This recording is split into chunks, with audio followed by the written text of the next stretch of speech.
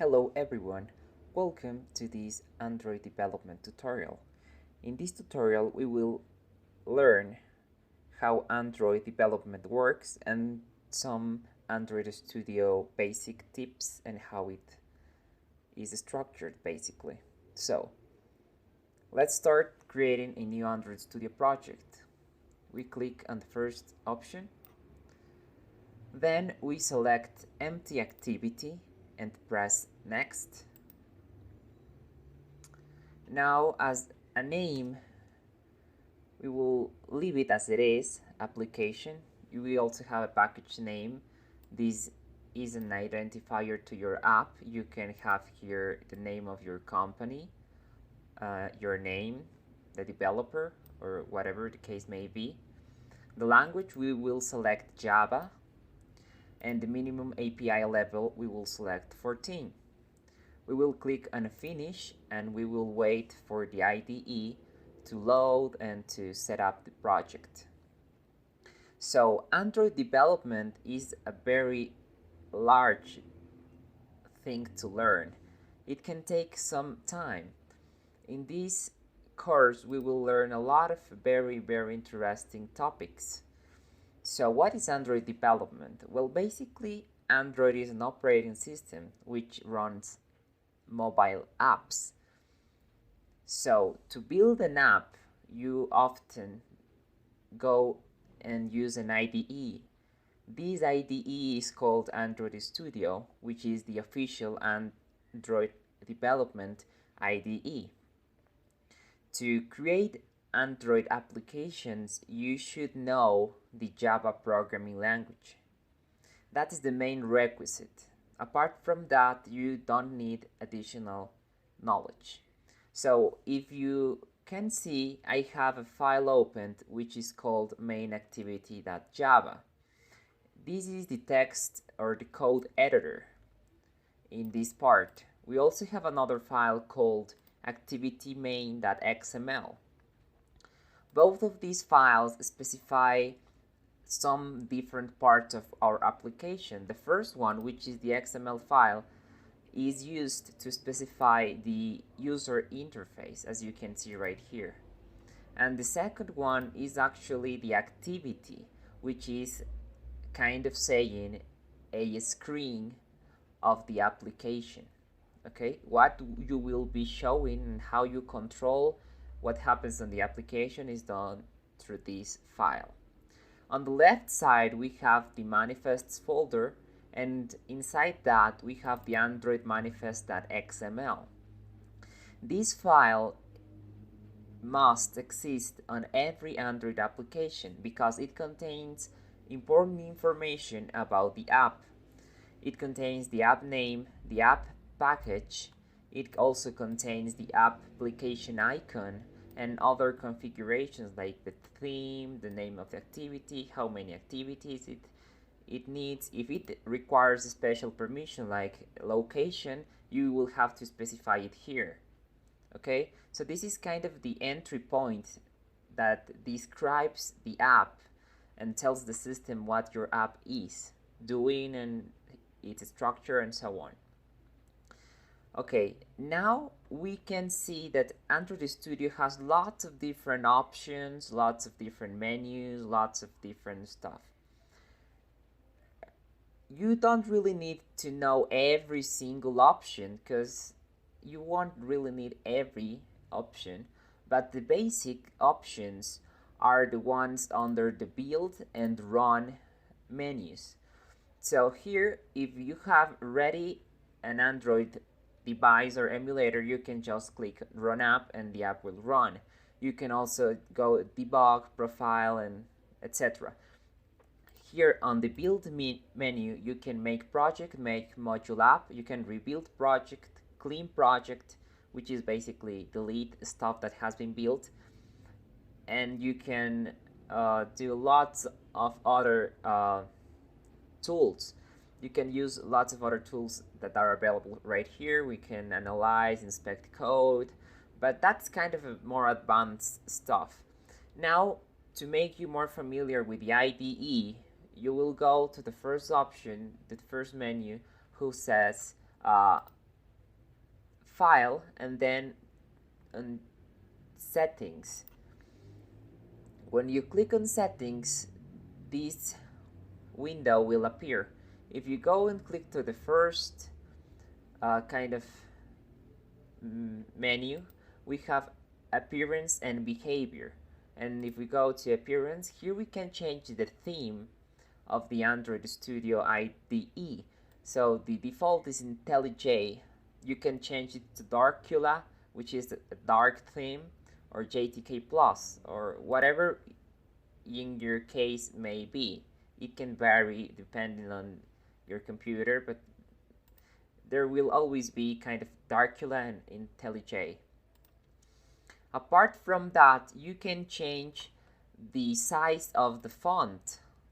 If we go to Editor and Font, we can change your font and you can change the size. Okay, so it depends on what you want to do. You can also change the code style of your language. For example, the change I have made here is the tab size and indent size. Why? Because I like tab size of 2 spaces and indent of 2 spaces, but you can have 4. I think 4 is the default one, but I like 2 better because it's kind of more compact. So that's basically how to modify this. You don't really need to touch anything else right now, right here. So the main thing is to find a kind of a comfortable to look font, mainly font size.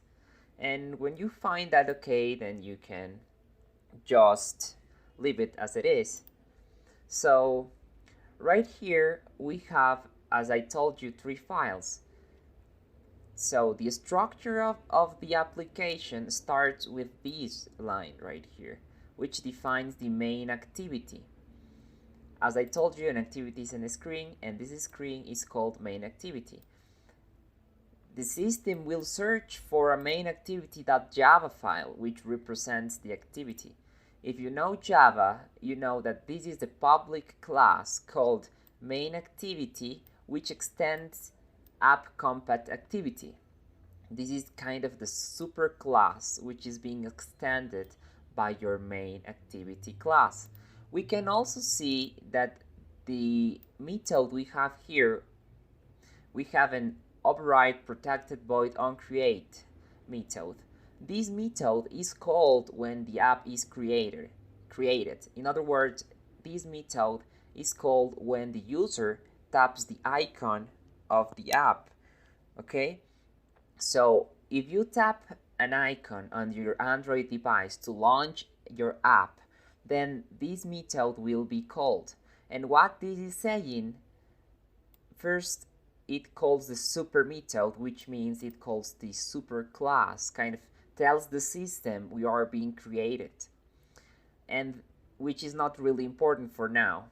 What is important is the next line, which says set content view r.layout.activity main. So this is saying to set content view to this layout file, which means basically show this layout file on the screen. Now, this layout file is the XML file, as you can see, activity main XML.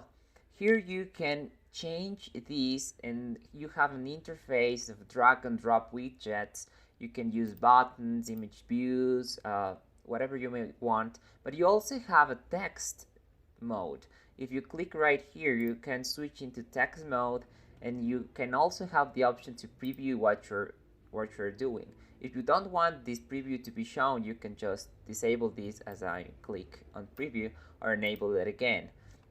So if you've disabled it, you can see this is an XML file that specifies the layout hierarchy of your application. So here the root element, if you want to call that way, it's called constraint layout, which is kind of a high-level way of building layout and that kind of stuff. Now, for learning purposes, we will not use this constraint layout. We will use linear layout because it's simpler, easier to learn, and makes everything just easier for now.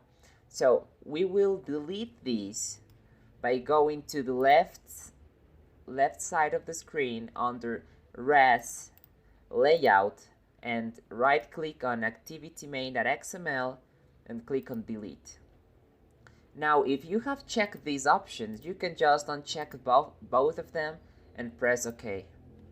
So you have deleted it, and now you can see that here this word is in red because we have deleted the file and the IDE is not finding it. So we will create a new one. To do that, we go to the layout folder we used previously, we right click on it and go to new layout resource file and we click on it. Now here we will create our new file name. We can call it layout or my layout. You can call it whatever you want. So I will call it layout. But in the next field, we will delete this and we will write linear layout, as you can see. When you have done it, you press an OK and you have a new file. Now, this file has a different name from the previous file. So we have to go to mainActivity.java and change this activity main name with layout. Now we have the correct file. And here, as you can see, we have a simpler view. If we open the preview, we can see that we have an empty layout. If you want to have more space on the screen, you can get rid of this bar right here by clicking on this button of minimizing this bar. So now we have more space. Right here we can start building things. Okay, we will go and start by typing and opening, how do we call this? Greater than, less than, you know what I mean, right? So we're gonna go and type button,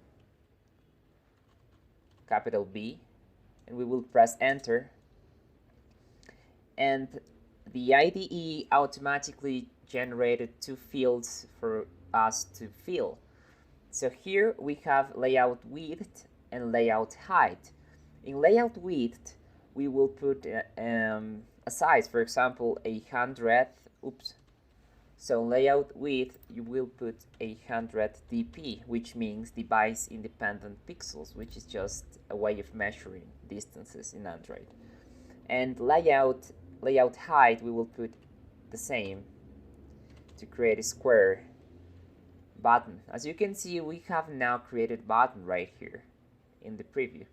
Now, if we want to add text to that button, we will create a line that says and type text, and then we press enter. And here we can write what we want the button to say. For example, press me. Okay, and you can see that here the button has the press me state. So that's very easy way of creating a button. Now, if we want to create a text view, something that just displays text without being a button, we open another element and say text view with maybe 100 dp and height again 100 dp.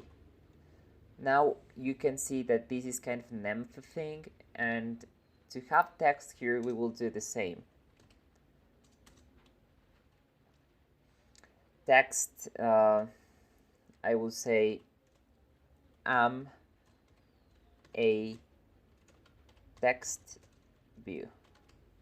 You know, so first thing to note here is that this is automatically placed just below the previous element. Why this happens? Because we have set the orientation, actually was set by the IDE, but the orientation of the linear layout is set to vertical. This means that this object will go first and then this one and so on. Okay, so we have two objects right here. If we want to make this more spaced and more formatted code, we will press Ctrl Alt and L. You see? Ctrl Alt and L, and you have kind of these spaces between objects and so on. Okay, so now we have these, but now you can see that AmaText view is kind of a gray color, and if we want to make that let's say black, we will just type text color, and here we don't have predefined color, so to define a color in hexadecimal way, in a hexadecimal form, we will press the numeral sign, and for example we will type 6 zeros, 1 2 3 4 5 6.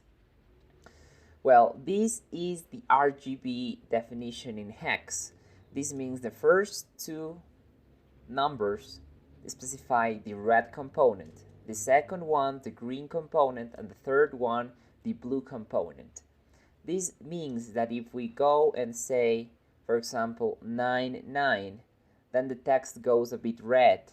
So since this is hexadecimal, this goes from 0 to F. So if it goes 0, 1, 2, 3, 4, 5, 6, 7, 8, 9, then it goes A, B, C, D, E, F. So the largest letter we have is F. If we press two Fs, we have a very, very red color, as you can see. Now, we will leave it as black. And we want a larger text size. For that, we type text size. And here we will do something like 25 SP. SP is a unit of measure stuff in text. In Android, it's better to use SP than DP because it works better across different kind of densities, and this is just for text. So remember, text size is SP and object size we will use DP. So as you can see, now we have a larger text right here. Now if I want to make this a little bit more to have it more width, we can increase from 100 to 200 dp right here, and we have one line completely showing our message. Now we want to put the text on the center of our text view. To do that, we will go to a new line and write gravity and center. Okay, now the text is on the center of the view. So this is basically how we create these very, very basic buttons and very, very basic text views and so on. So this thing will be shown on your device when you run the application. Okay, why? Well, because our Java file is telling the system to set content view r.layout, which is this file right here. So this was for this video. I hope you enjoy it. In the next video, we will learn how to set up an Android virtual device to actually run this app. I see you later. Bye.